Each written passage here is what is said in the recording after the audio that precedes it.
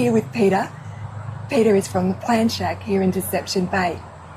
And this week I've been talking to you about my star of the week, these plants. I call them the Euphorbias, but Peter's the expert and he's going to tell us a lot more about them. So you've seen them growing in the pots underneath my frangipanis, the white frangipanis. And I think they add a beautiful brightness to my garden all year round. So let's start with this one, Peter. It's called a Euphorbia. Yes. And it's got loads of prickles. Have a look. Or thorns.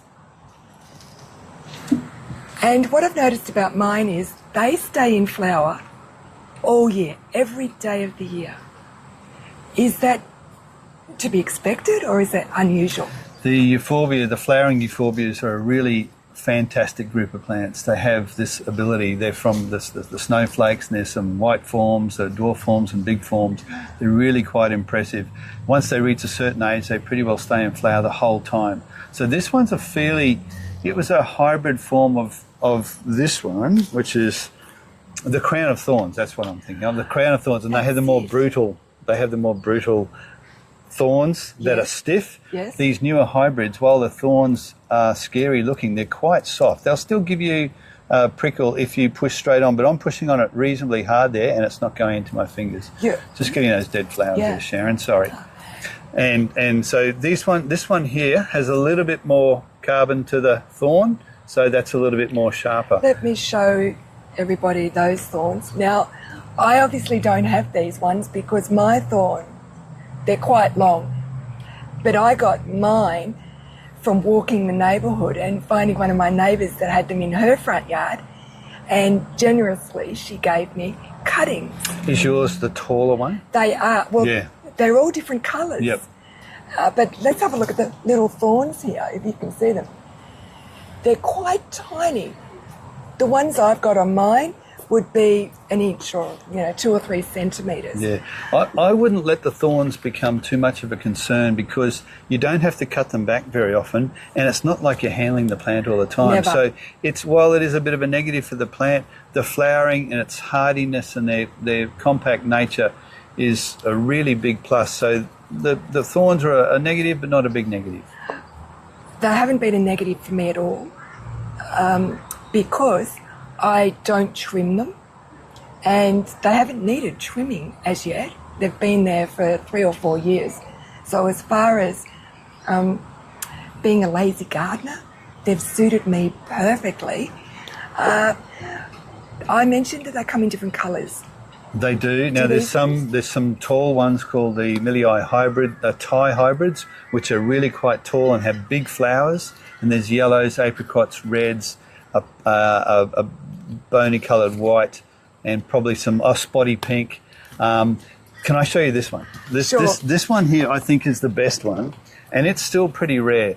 It's called Geroldii, Euphorbia Geroldii, and it has 0 thorns. It also flowers all the time, has a shiny leaf. It is a really good plant. It is a little bit sticky when they're young. I'll just show you. These are some from out the back that are growing on, and they're just going through the pruning phase where we're trimming them and getting some more shape to them.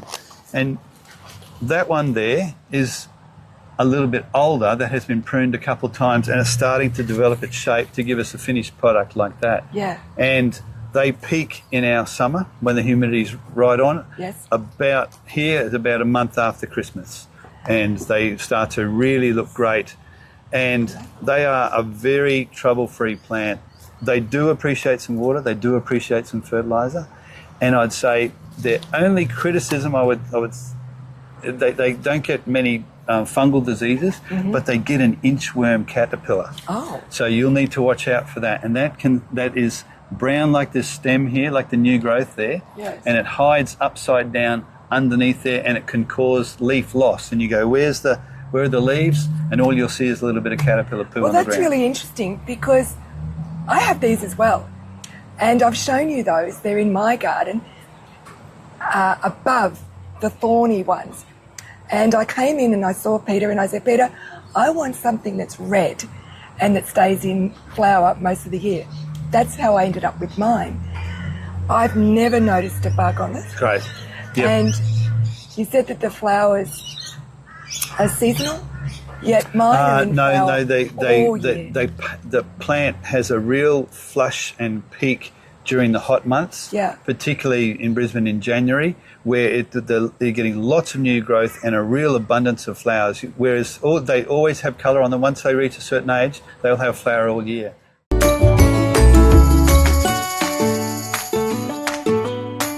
Can we talk about light?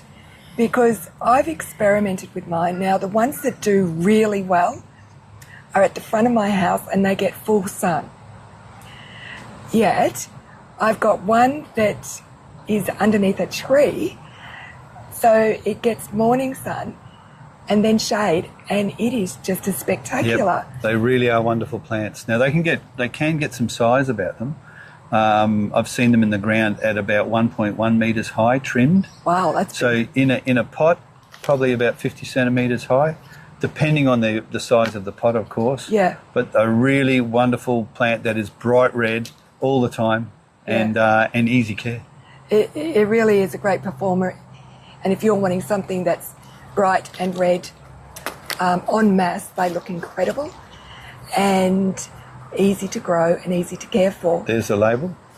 But I will say that whenever I get a visitor to my house, they always want a piece.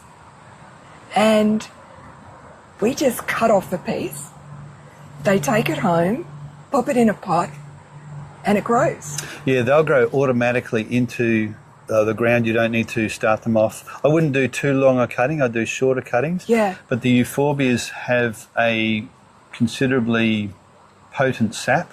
So that is a sap to be wary of. Skin irritant, definitely eye problem, and best avoided getting the sap on you. So if you are getting a piece off someone, wrap it in tissue and don't handle that sap. Good tip, good tip.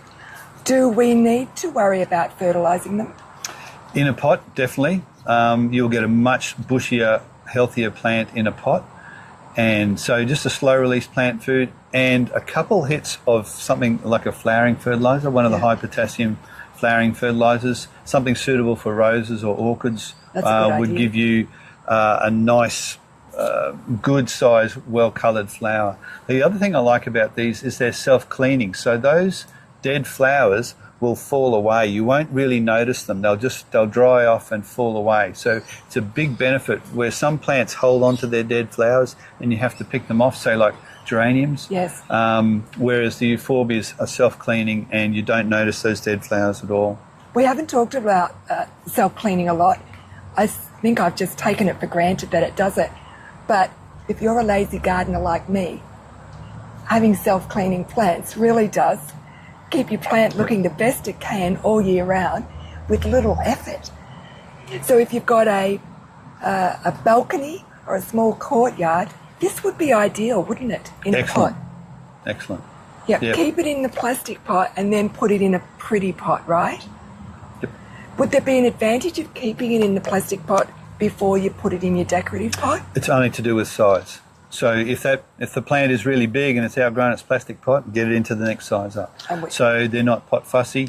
I wouldn't put a tiny plant like that into a giant pot because that's called overpotting, which means that the surrounding soil is not being used. You're getting build-up of stagnant water. Right. Stagnant water has bacteria, low oxygen, causes root disease. Okay. So when you get the correct size pot, which is drainage, which means water movement, high oxygenated soil, you don't get root disease. So that's just general practice for a small plant. So just proportional to the decisions. Size of the plant at the time.